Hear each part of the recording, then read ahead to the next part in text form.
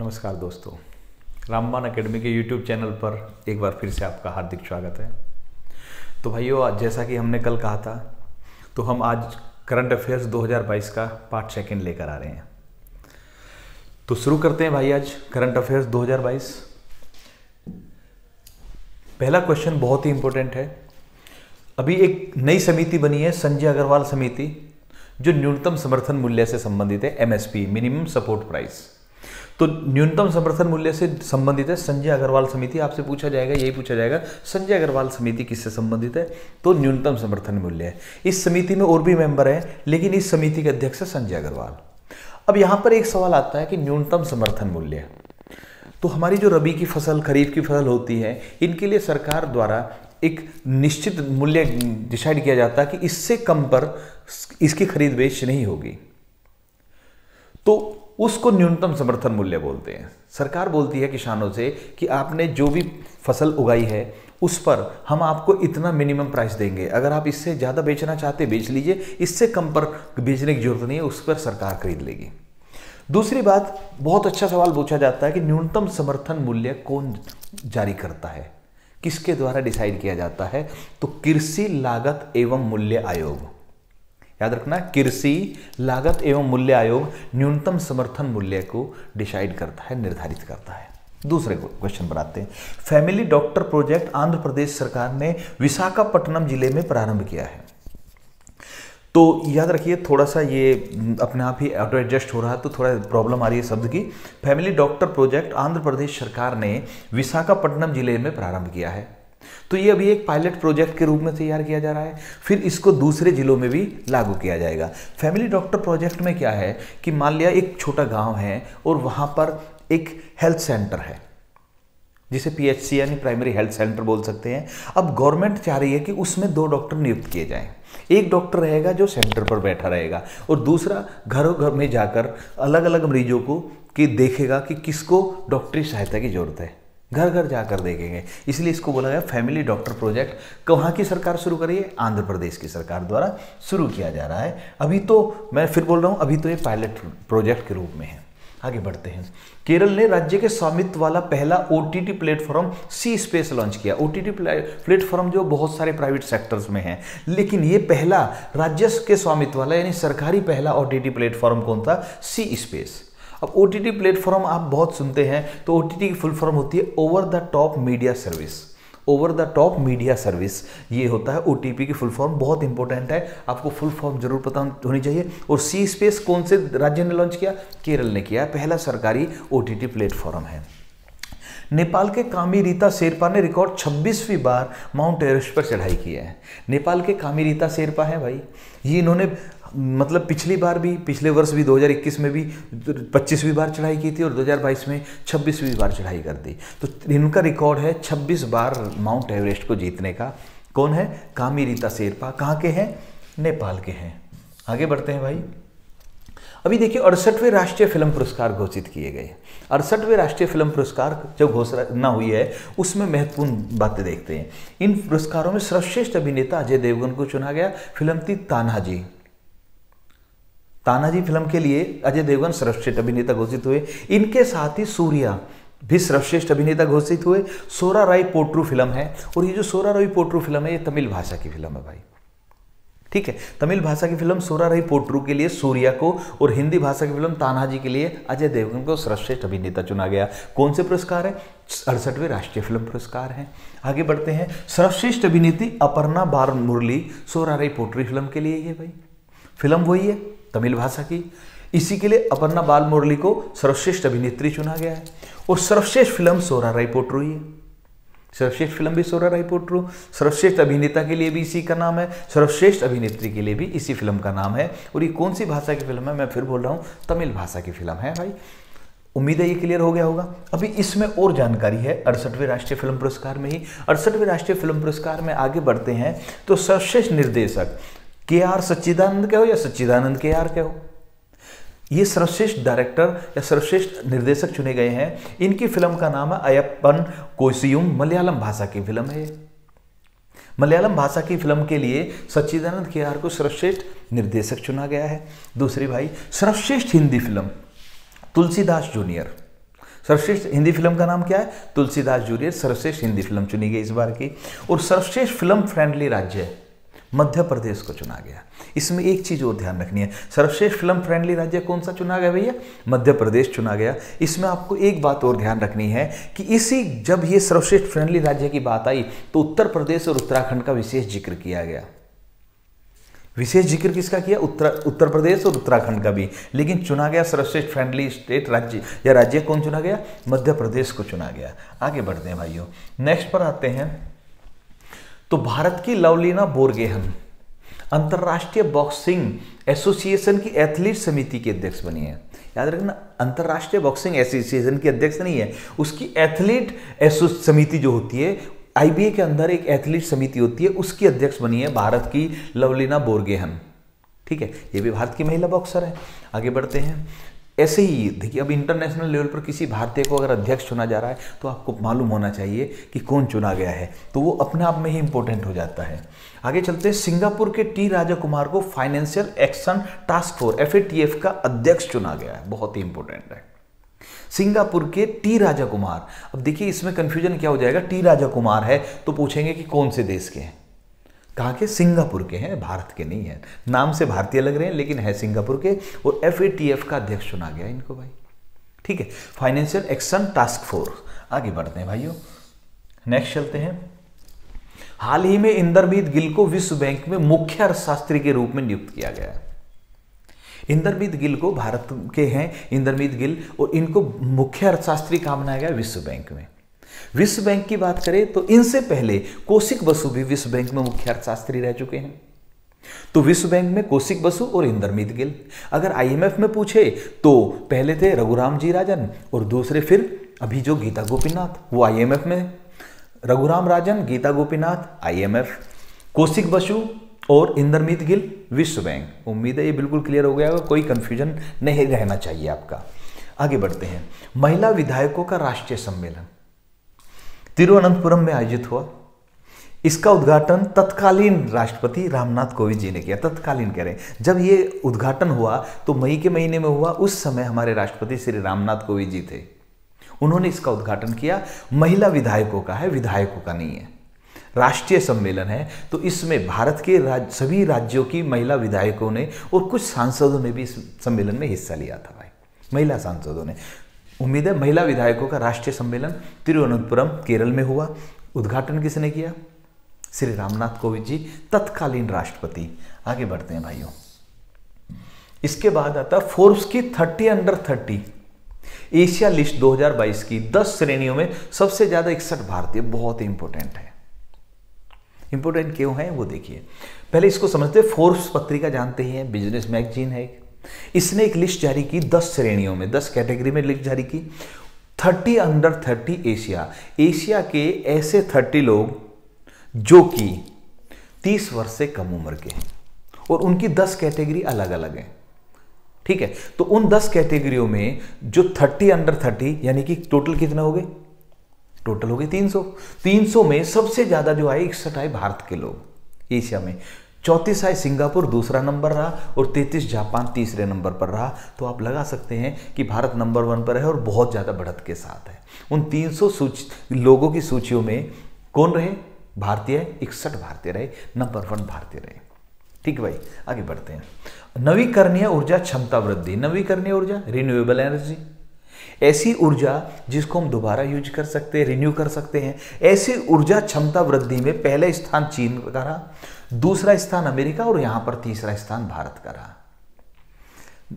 Renewable energy की जो क्षमता है उसको बढ़ाने में पहला स्थान किसका? भाई चीन, दूसरा अमेरिका, तीसरा भारत रहा। ठीक है, आगे बढ़ते हैं भाइयों। अगला क्वेश्चन है, हाल ही में सिक्किम ने ब्लू ड्यूक को स्टेट बटरफ्लाई घोषित किया। अभी देखिए, अभी अगर कुछ दिन बाद देखें या किसी भी राज्य का पूछे तो इतना महत्वपूर्ण नहीं होता, लेकिन ये लेटेस्ट में हुआ तो इसलिए महत्वपूर्ण है। हाल ही में सिक्किम ने ब्लू ड्यूक को स्टेट बटरफ्लाई घोषित किया, राष्ट्रीय तितली घोषित किया गया है ब्लू ड्यूक को। कहां पर? सिक्किम में। पूछा जा सकता है, इंपोर्टेंट है। संयुक्त राष्ट्र का world summit on information society forum पुरस्कार मेघालय ने जीता है। बहुत अच्छा सवाल है।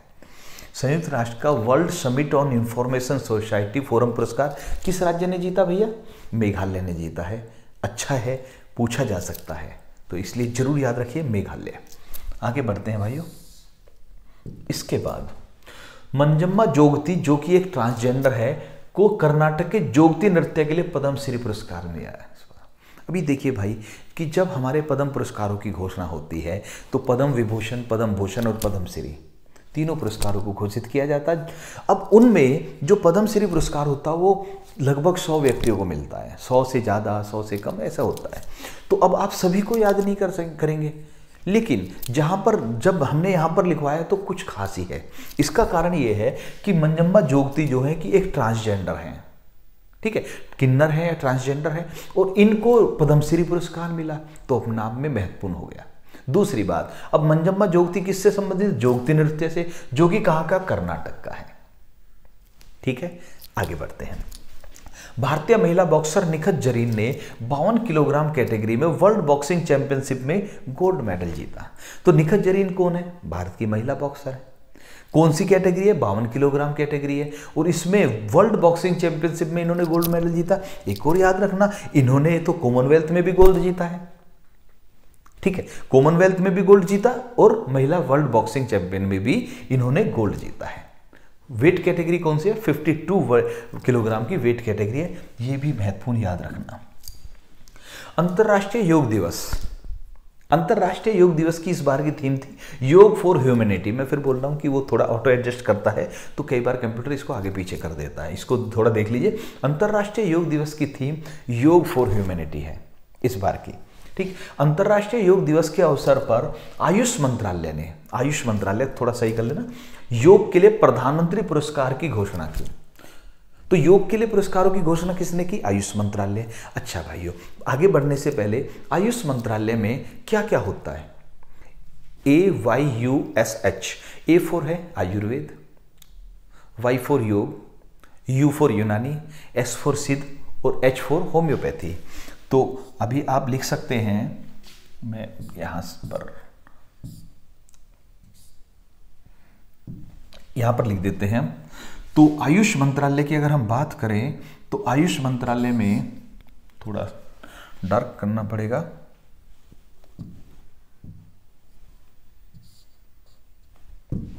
हाँ जी, आयुष मंत्रालय। आयुष मंत्रालय में A फॉर आयुर्वेद, योग, यूनानी, सिद्ध, होम्योपैथी। आयुर्वेद, योग, यूनानी, सिद्ध, होम्योपैथी। तो 5 जो है इलाज के तरीके हैं जिनके द्वारा आपका क्या होता है, आयुष मंत्रालय में आयुष बनता है। तो आयुष मंत्रालय ने कौन से प्रधानमंत्री पुरस्कार की घोषणा किया? योग के लिए। इस बार ये जो पुरस्कार है 2 व्यक्तियों को और 2 संस्थाओं को दिया गया, टोटल 4, 2 व्यक्ति 2 संस्थाएं। जब विजेता की बात करते हैं किसको मिला? पहले व्यक्ति है भिखु शंखसेना, जो कि लेह लद्दाख से जुड़े हुए हैं, लेह से याद रखना। भिखु शंखसेना योग से संबंधित है, लेह से हैं। रोजो रोड्रिग्स ब्राजील के हैं, ये भी योग से ही हैं, जब योग के लिए पुरस्कार मिल रहा था। ठीक है जी, तो ये तो 2 व्यक्ति हो गए, और ये 2 बच गई संस्थाएं। पहली संस्था डिवाइन लाइफ सोसाइटी उत्तराखंड की, ये लेह से है, ये उत्तराखंड से। भारत से 2 हो गए, एक व्यक्ति एक संस्था, एक व्यक्ति और एक विदेश से संस्था भी है। ब्रिटिश व्हील ऑफ योग संस्था है, कहां से है भाई? ब्रिटेन से। ब्रिटिश व्हील ऑफ योग कहां से? ब्रिटेन की संस्था है। आगे बढ़ते हैं भैया, अगले सवाल पर आते हैं। जैव विविधता रजिस्टर पाने वाला भारत का पहला मेट्रो शहर कौन सा है? कोलकाता। भारत का पहला मेट्रोपॉलिटन सिटी कोलकाता है, जिसे जैव विविधता यानी बायोडाइवर्सिटी रजिस्टर प्राप्त हुआ है। ठीक है, आगे बढ़ते हैं। भारतीय महिला क्रिकेट टीम की कप्तान मिताली राज ने संन्यास की घोषणा की। मिताली राज जिन्हें लेडी लारा कहा गया, ये 6 विश्व कप में हिस्सा लेने वाली प्रथम महिला क्रिकेटर हैं। ये पहली महिला क्रिकेटर कह रहे हैं जिन्होंने 6 विश्व कप में हिस्सा लिया है, मिताली राज ने। और यहां पर एक चीज याद रखें, तो क्या कोई पुरुष भी है ऐसे खिलाड़ी जिन्होंने 6 वर्ल्ड कप में हिस्सा लिया हो? तो भाई 2 पुरुष खिलाड़ी हैं, क्रिकेट के 2 पुरुष खिलाड़ी हैं जिन्होंने 6 विश्व कप में हिस्सा लिया है। पहले सचिन तेंदुलकर और जावेद मियांदाद। भारत के सचिन तेंदुलकर, जावेद मियांदाद और भारत की मिताली राज। तो टोटल 3 क्रिकेटर ऐसे हैं जिन्होंने 6 विश्व कप में पार्टिसिपेट किया या हिस्सा लिया है। ठीक है, आगे बढ़ते हैं भाई। इसके बाद आ जाते हैं हम अगले सवाल पर। अंडमान निकोबार की चोटी माउंट हैरियट का नया नाम माउंट मणिपुर। अंडमान निकोबार की चोटी है माउंट हैरियट, इसका नया नाम क्या कर दिया गया, माउंट मणिपुर कर दिया गया। वो मैं फिर बोल रहा हूँ, वही ऑटो एडजस्ट के चक्कर में ये सारा कुछ गड़बड़ हो रहा है थोड़ा सा। अंडमान निकोबार की चोटी माउंट हैरियट का नया नाम क्या करा है, माउंट मणिपुर। आगे बढ़ते हैं। भारतीय रेलवे ने ट्रेन गार्ड का नाम बदलकर ट्रेन मैनेजर कर दिया। तो भारतीय रेलवे ने ट्रेन गार्ड का नाम बदलकर क्या किया, ट्रेन मैनेजर। तो बोलते थे कि ये जो ट्रेन गार्ड है तो थोड़ा सा पोस्ट के हिसाब से थोड़ा अच्छा नहीं लग रहा था, तो इसीलिए अब उसका एक सम्मानजनक शब्द देने के लिए ट्रेन मैनेजर नाम किया गया उसी पोस्ट का। आगे बढ़ते हैं भैया। हाल ही में आईएनएस सिंधु ध्वज पनडुब्बी को भारतीय नौसेना से सेवा मुक्त किया गया है। तो आईएनएस सिंधु ध्वज क्या है, पनडुब्बी है। क्यों चर्चा में है, क्योंकि इसको भारतीय नौसेना ने सेवा मुक्त घोषित किया है, आईएनएस सिंधु ध्वज को। ठीक है भाई, आगे बढ़ते हैं। पीवी सिंधु ने सिंगापुर ओपन का खिताब जीता। इस साल का इनका पहला जो है इतना बड़ा खिताब था पीवी सिंधु का। कौन सा, सिंगापुर ओपन का खिताब किसने जीता, पीवी सिंधु ने जीता। ठीक, आगे बढ़ते हैं भाइयों। इसके बाद अगला सवाल है, कंबोडिया में 13 फीट लंबी दुनिया की सबसे बड़ी साफ पानी की स्टेंगरे मछली खोजी गई है। देखिए, इसमें याद रखने वाली बात है साफ पानी की मछली है स्टिंगरे मछली, क्योंकि खारा पानी की या साफ पानी की ये देखना पड़ेगा। तो साफ पानी की स्टिंगरे मछली दुनिया की सबसे बड़ी कहाँ खोजी गई है, कंबोडिया में खोजी गई है। कितनी लंबी है, 13 फीट लंबी है। ठीक है, आगे बढ़ते हैं। एक पुस्तक बहुत चर्चा में रही, how to prevent the next pandemic, यानी अगली महामारी से कैसे बचा जाए, और इसके लेखक है Bill Gates. Bill Gates Microsoft के हेड, माइक्रोसॉफ्ट के संस्थापक बिल गेट्स, जो बहुत लंबे समय तक विश्व में सबसे धनी व्यक्ति रहे। उनकी पुस्तक है how to prevent the next pandemic. इनकी और भी पुस्तकें रही, पहले जो रही business at the speed of thoughts, या जिसे स्पीड ऑफ थॉट्स भी कहते थे, बहुत चर्चा में रही पुस्तक स्पीड ऑफ थॉट्स। तो कौन है लेखक, Bill Gates. Speed of thoughts के या how to prevent the next pandemic की लेखक कौन है, बिल गेट्स। ये लेटेस्ट पुस्तक है इनकी। आगे बढ़ते हैं जी। अगला चल रहा रणजी ट्रॉफी 2021-22 का विजेता मध्य प्रदेश। रणजी ट्रॉफी क्रिकेट की बहुत बड़ी प्रतियोगिता, भारत में नेशनल लेवल की प्रतियोगिता, इसमें सभी के सभी राज्य हिस्सा लेते हैं। रणजी ट्रॉफी की शुरुआत 1934-35 में हुई, यानी अंग्रेजी शासनकाल के दौरान ही। 1934-1935 में पहली बार खेली गई है। इस बार के विजेता मध्य प्रदेश ने पहली बार इस ट्रॉफी को जीता है। फाइनल में हराया मुंबई को या महाराष्ट्र को कह दीजिए। फाइनल में जब हराते हैं मुंबई को तो उसमें याद रखना कि वो सबसे ज़्यादा बार रणजी ट्रॉफी उन्हीं ने जीती है, 41 बार। 1934-35 में इसकी शुरुआत हुई। सबसे ज़्यादा बार किसने जीता है, मुंबई के हो या महाराष्ट्र के हो। और इस बार किसने जीता, मध्य प्रदेश ने। मध्य प्रदेश ने कुल कितनी बार जीता, पहली बार। इस बार पहली बार ही जीता इन्होंने। ठीक है, रणजी ट्रॉफी में एक और ध्यान रखना भाइयों, जो रणजी ट्रॉफी का विजेता होता है एक टीम वो होती है, और एक टीम बनती है शेष भारत, यानी कि एक टीम बनेगी इस बार मध्य प्रदेश की और एक टीम बनेगी पूरे भारत की, मध्य प्रदेश को छोड़कर। इनके बीच एक और ट्रॉफी कराई जाएगी जिसे बोलते हैं ईरानी ट्रॉफी। तो जो रणजी ट्रॉफी का विजेता होता है वो ईरानी ट्रॉफी में पार्टिसिपेट करता है, और दूसरी तरफ टीम कौन सी होती है, शेष भारत की टीम होती है। आगे बढ़ते हैं। समुद्री प्रदूषण से निपटने के लिए दूसरे संयुक्त राष्ट्र महासागर सम्मेलन का आयोजन कहाँ हुआ, पुर्तगाल की राजधानी लिस्बन में हुआ। इसे लिस्बन घोषणा कहा गया, कल भी बताया था हमने। ओके जी, इसमें भारत का प्रतिनिधित्व केंद्रीय मंत्री जितेंद्र सिंह ने किया। ठीक है, आगे बढ़ते हैं। अब देखिए, वहां पर था राष्ट्रीय फिल्म पुरस्कार, इस बार है आईफा अवार्ड्स 2022। इसका आयोजन कहाँ हुआ, आबू धाबी में हुआ। आईफा अवार्ड्स 2022 का आयोजन आबू धाबी में हुआ। इसमें सर्वश्रेष्ठ अभिनेता विक्की कौशल को फिल्म सरदार उधम सिंह के लिए दिया गया। सर्वश्रेष्ठ अभिनेता आईफा अवार्ड्स में Indian international film award, IIFA का मतलब होता है इंडियन इंटरनेशनल फिल्म अवार्ड्स। सर्वश्रेष्ठ अभिनेता विक्की कौशल, फिल्म थी सरदार उधम सिंह। सर्वश्रेष्ठ अभिनेत्री कृति सेनन, फिल्म थी मिमी। सर्वश्रेष्ठ निर्देशक विष्णुवर्धन, फिल्म थी शेरशाह। और सर्वश्रेष्ठ फिल्म शेरशाह। शेरशाह फिल्म जो है हमारे जो परमवीर चक्र विजेता थे उनकी याद में शेरशाह फिल्म बनाई गई है। ठीक है, तो परमवीर चक्र विजेता जो हमारा कारगिल युद्ध हुआ उसको शेरशाह फिल्म में दिखाया गया है। ठीक है, अब ऐसी स्थिति में शेरशाह जो था वो शेरशाह क्या था, शेरशाह उनका कोड नेम था। ठीक, आगे बढ़ते हैं। तो सर्वश्रेष्ठ अभिनेता विक्की कौशल फिल्म सरदार उधम सिंह, सर्वश्रेष्ठ अभिनेत्री कृति सेनन है मिमी फिल्म के लिए, सर्वश्रेष्ठ निर्देशक विष्णुवर्धन शेरशाह फिल्म के लिए, और सर्वश्रेष्ठ फिल्म भी शेरशाह रही, किसमें, आईफा में। जबकि सोरारी पोट्रू किसमें रही सर्वश्रेष्ठ फिल्म, राष्ट्रीय फिल्म पुरस्कार में, तमिल भाषा की फिल्म। आगे बढ़ते हैं, इसके बाद चलते हैं जी हम यहां पर QS world university ranking. QS world university ranking जारी की गई। इसमें यूनिवर्सिटी जो वर्ल्ड की, पूरे वर्ल्ड की यूनिवर्सिटीज हैं, इनको रैंक प्रदान की गई। तो पहला नंबर रहा Massachusetts institute of technology America, MIT बोलते हैं जिसको शॉर्ट में, Massachusetts institute of technology America की, ये नंबर 1 पर रही भाई। दूसरे पर कैम्ब्रिज यूनिवर्सिटी रही इंग्लैंड की, और तीसरे पर स्टैनफोर्ड यूनिवर्सिटी रही अमेरिका की। तो टॉप 3 आपको मालूम हो गया। भारत की बात करें तो भारत का IISc बंगलौर का 155वां स्थान रहा, IIT बॉम्बे 172 और IIT दिल्ली 174, यानी टॉप 200 में भारत की 3 यूनिवर्सिटी है।